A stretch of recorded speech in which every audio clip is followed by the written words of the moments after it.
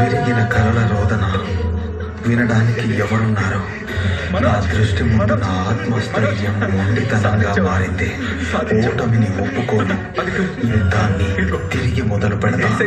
మళ్ళీ సూర్య తేజస్సులో నేను ఉదయించి రాస్తాను ఒక గాథ. సరికొత్త అధ్యాయానికి వేస్తాను బంగారు బాట. ఒక 12th ఫెయిల్, ఒక టాయిలెట్ స్వీపర్, ఒక పిండి మిల్లులో పనిచేసే కుర్రాడు. అతనే నా friend is an IPS topper Manoj Kumar Sharma. నేను Pritam Pandey reporting live for the first time. Manoj IPS అయిపోయాడు. అరే మా మనోజ్